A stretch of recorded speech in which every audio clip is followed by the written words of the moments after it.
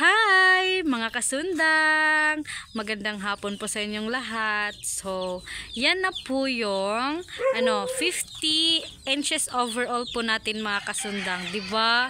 Napakahaba masyado. So, magkaka-testing po tayo niyan mga kasundang. Ikaka-testing po natin siya sa mineral bottle. Yan. Napakahaba talaga masyado mga kasundang. Grabe kahaba. Grabe kataas. Napakahaba talaga masyado. So, ikaka-testing po natin siya mga kasundang. Bago ko po babalutin, ikaka-testing po natin siya muna. Papadala na po natin kay sir. So, yan na po. Ikaka-testing natin siya sa papel. Yan. Napakatalim po mga kasundang. Kahit po mahaba siya, matalim din po.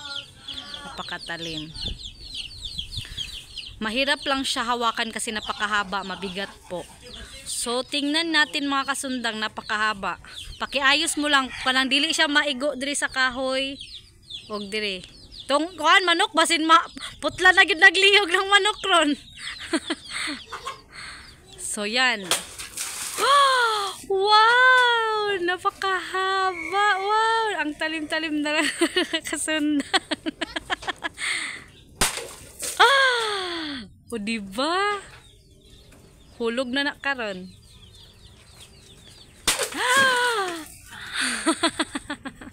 O diba? Yan po yung blade natin mga kasundang, 50 inches overall.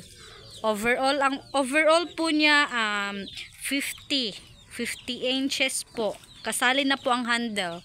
Yan po yung blade natin mga kasundang. Kailangan po natin punasan kapag magbabalot na po tayo. Tapos, maraming salamat po Sir Villaflor. Man yata yung name niya. Villaflor.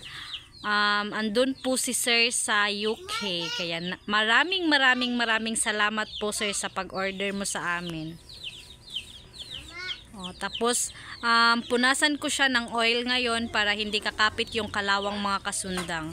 So yan na po siya sir, napakahaba masyado. Yan yung scabbard niya. 'Di ba? Napakahaba. Yan. Papadala ko na po yan ma'am, sir.